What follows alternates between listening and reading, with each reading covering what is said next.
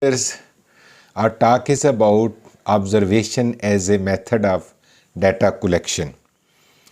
Learning outcomes.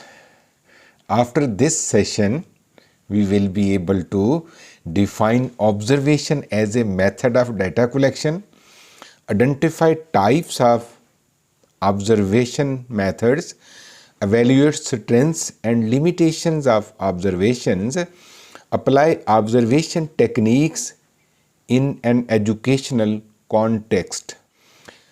First of all, let us talk about what is observation. Definition. Observation is the systematic process of watching, listening and recording. ये एक systematic process है देखने का, सुनने का और record करने का किसी रवैये को या इवेंट्स को जो नेचुरल सेटिंग में अक्कर हो रहा हो। अब रिकॉर्डिंग से मुराद वीडियो रिकॉर्डिंग भी हो सकती है, ऑडियो रिकॉर्डिंग भी हो सकती है और हैंड रिटन रिकॉर्डिंग भी हो सकती है। पर्पस ऑब्जर्वेशन का होता है कि फर्स्ट हैंड इंफॉर्मेशन हासिल करें किसी फिनोमेना के बारे में नेचुरल सेटिंग के अंदर। करेक्टरिस्टिक्स क्या हैं ऑब्जर्वेशंस के? These are 3 in number. First, direct engagement. Second, natural setting. Third, detail recording. Direct engagement involves direct interaction with the subject or participant. In natural setting, we actually interact directly with the participant. Observation के characteristics में direct contact है हमारा participant के साथ, natural setting के अंदर है और इसको रिकॉर्ड करना ज़रूरी है। हम अपनी याददाश्त पर भरोसा नहीं कर सकते। तीसरे नंबर पर बात आती है टाइप्स ऑफ ऑब्जर्वेशंस की। तो 4 टाइप्स हैं इसकी। पार्टिसिपेंट्स ऑब्जर्वेशन, जिसमें जो रिसर्चर जो है वो खुद उस एनवायरनमेंट का पार्ट बन जाता है। दूसरा है नॉन पार्टिसिपेंट ऑब्जर्वेशन, जिसमें रिसर्चर उस एक्टिविटी का पार्ट तो नहीं बनता लेकिन उसे क्लोजली देखता रहता है। तीसरी है स्ट्रक्चर्ड ऑब्जर्वेशन, पहले से ही हम क्राइटेरिया तय कर लेते हैं हमने क्या ऑब्जर्व करना है और क्या ऑब्जर्व नहीं करना। और चौथे नंबर पर है अनस्ट्रक्चर्ड, जो कि फ्लेक्सिबल ऑब्जर्वेशन होती है और ओपन एंडेड अप्रोच होती है। इन चारों पर हम 1 बाय 1 अब बात करते हैं। सबसे पहले है जी पार्टिसिपेंट ऑब्जर्वेशन। तो researcher becomes part of the group being studied. अगर वो किसी टीचिंग मेथड को देखना है तो रिसर्चर उनका पार्ट बन जाता है, एक स्टूडेंट ही बन जाता है। मिसाल के तौर पर a teacher observing student behaviour while teaching, यानी टीचर के तौर पर भी वो स्टूडेंट के बिहेवियर को ऑब्जर्व कर सकता है, लेकिन असल पार्टिसिपेंट जो ऑब्जर्वेशन का मतलब ये है कि वो स्टूडेंट के तौर पर उनमें बैठे।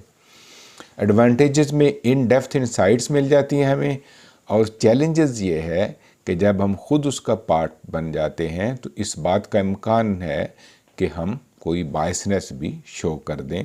बायसनेस आप जानते हैं, किसी भी रवैये को उसकी ज़रूरत से ज़्यादा अहमियत देना। यानी अगर देखें ना नेचुरल सेटिंग के अंदर एक बंदे में अगर 9 खूबियाँ हैं, एक खामी है, तो खामियाँ 10% हैं और खूबियाँ 90% हैं। लेकिन यूजुअली हम बायसनेस की वजह से एक खामी को बढ़ा चढ़ा के उन 9 खूबियों पर हावी कर देते हैं, तो इसको हम बायसनेस कहते हैं। नेक्स्ट में देखें हम नॉन पार्टिसिपेंट ऑब्जर्वेशन है। तो नॉन पार्टिसिपेंट में क्या है, डेफिनेशन, एग्जाम्पल, एडवांटेजेस और चैलेंजेस पर हम बात करेंगे। डेफिनेशन है researcher remains detached from the group, वो पार्टिसिपेट नहीं करता, वो सेपरेट रहता है। एग्जाम्पल है observing classroom behaviour from the back of the room, कमरे के पीछे, बाज़ औक़ात वीडियो रिकॉर्डिंग रूम में बैठ जाते हैं, बाज़ औक़ात कहीं ऐसी जगह जहाँ पर वो नज़र नहीं आते लेकिन वो ऑब्ज़र्व कर रहे होते हैं, तो इसको नॉन पार्टिसिपेंट ऑब्ज़र्वेशन कहते हैं। एडवांटेजेस में ये है कि इंटरफेरेंस नहीं होता, क्योंकि जब बैरूनी बंदा ग्रुप का पार्ट बन जाता है तो ग्रुप अच्छा लगने की कोशिश करता है, तो जिससे उनका नेचुरल बिहेवियर जो है वो शो नहीं होता। चैलेंज इसमें यह है कि इंटरनल डायनामिक्स की जो है वो अंडरस्टैंडिंग नहीं होती। दूर से बैठा बंदा देख रहा होता है क्या हो रहा है, वो क्यों हो रहा है ये समझ नहीं आती। अंदर बंदा बैठा हुआ हो तो उसको पता चलता है कि स्टूडेंट आपस में कैसे इंटरेक्शन कर रहे हैं, जैसे वो बैठे बैठे एक दूसरे को मैसेज भेजते रहते हैं लतीफ़ों पर मबनी एक दूसरे के बारे में, और अशारात से उनको जो है वो कम्युनिकेट करते रहते हैं, और उस तरह की चीज़ों का हमें ऐसी सूरत में पता चलता है जब हम पार्टिसिपेट कर रहे हो, दूर से ऑब्ज़र्व कर रहे हो तो हमें उनका पता नहीं चलता। तो ये एक चैलेंज होता है। अब हम आते हैं स्ट्रक्चर्ड ऑब्जर्वेशन की तरफ। तो इसकी डेफिनेशन आती है, structured observation focuses on specific behaviours are events using predefined criteria.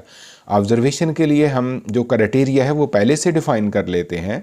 मिसाल इसकी ये है कि using a checklist to record student interaction, classroom में इंटरेक्शन के लिए हम एक चेक लिस्ट बना लें।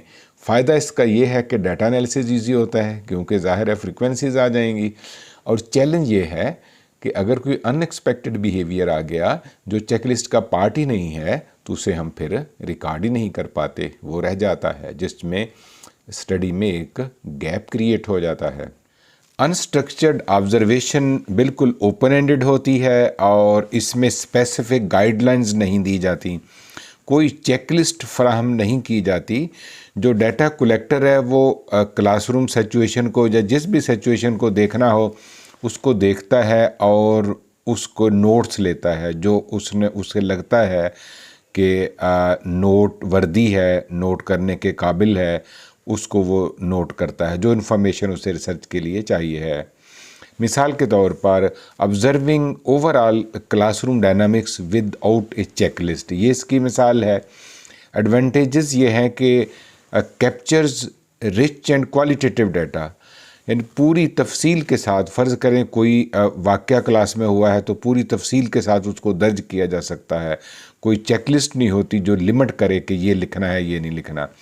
और चैलेंजेस में शामिल है इसको रेप्लिकेट करना भी मुश्किल होता है और इसको एनालाइज करना भी मुश्किल होता है, जिसका मतलब ये है कि अगर दो लोग एक ही क्लास को ऑब्ज़र्व करें, अनस्ट्रक्चर्ड ऑब्जर्वेशन हो, तो दोनों की जो ऑब्जर्वेशन है उसमें फ़र्क भी हो सकता है। तो 4 तरह के टूल्स होते हैं। एक है जी ऑब्जर्वेशन चेकलिस्ट, जिसमें पहले से जो आइटम्स भी बनी होती हैं और खाने भी बने होते हैं। खानों के सामने नंबर भी लिखे हो सकते हैं, वैसे भी बॉक्सेस बने हो सकते हैं जिसके अपने मानी पहले से डिटरमिन होते हैं। सेकंड है जी फील्ड नोट्स। तो फील्ड के दौरान जब हम ऑब्ज़र्व कर रहे होते हैं तो नोट्स लेते जाते हैं। तीसरा है या हम ऑडियो रिकॉर्डिंग कर लेते हैं या हम वीडियो रिकॉर्डिंग कर लेते हैं। और चौथे में हम किसी स्केल पर उनकी रेटिंग यानी स्कोर उनको दे देते हैं। नेक्स्ट है जी एथिकल कंसिडरेशंस। तो इन्फॉर्म कंसेंट ज़रूरी है, चाहे हमने पार्टिसिपेंट ऑब्जर्वेशन करनी हो या नॉन पार्टिसिपेंट। कॉन्फिडेंशियलिटी बहुत अहम है कि इररेलेवेंट लोगों के पास किसी भी पर्सन का डाटा ना जाए, ख़ास तौर पर ऐसे तरीके से कि जिसको किसी को हार्म करने के लिए इस्तेमाल किया जा सके। और तीसरा इसका उसूल है, कंसिडरेशन है नॉन इंट्रूसिवनेस, कि उनकी नेचुरल सेटिंग में किसी किस्म की इंट्रूजन ना की जाए, मदाखलत ना की जाए। ऑब्जर्वेशन की स्ट्रेंथ है जी, डाटा रिच मिलता है, कॉन्टेक्स्ट के अंदर मिलता है, रियल टाइम की अंडरस्टैंडिंग हमें हासिल होती है और नेचुरल सेटिंग में एप्लीकेशन के लिए सूटेबल है। देखें जो भी हमारी फाइंडिंग होगी उसकी रोशनी में जो भी पॉलिसी हमारी बनेगी उसने इम्प्लीमेंट तो नेचुरल सेटिंग के अंदर ही जाके होना है। इसलिए नेचुरल सेटिंग की जो ऑब्जर्वेशन है वो बहुत वैल्यू रखती है। चैलेंजेस इसके या लिमिटेशन ये हैं कि ऑब्ज़र्वर बायस हो सकता है, लोगों को पता होता है कि हमें ऑब्ज़र्व किया जा रहा है तो वो वो अपना रवैया अच्छा शो करने की कोशिश करते हैं। टाइम कंज्यूमिंग है कि टाइम काफ़ी लगता है एक एक को जाके ऑब्ज़र्व करना, और इसका स्कोप भी लिमिटेड होता है क्योंकि बहुत सारे लोगों को ऑब्ज़र्व करना मुश्किल होता है, इसलिए इसकी जनरलाइजेशन में मसाइल का सामना होता है। तो जो इसकी एप्लीकेशंस हैं उसमें क्लासरूम सेटिंग को ऑब्ज़र्व करने के लिए ये बेहतरीन है। स्कूल कॉलेज यूनिवर्सिटी के माहौल को ऑब्ज़र्व करने के लिए ऑब्ज़र्वेशन बेहतरीन तरीका है। और टीचर ट्रेनिंग में, क्योंकि टीचर्स को पढ़ाते हुए ऑब्ज़र्व किया जाता है और उन्हें फीडबैक दिया जाता है। Thank you very much for being with me. See you in the next talk.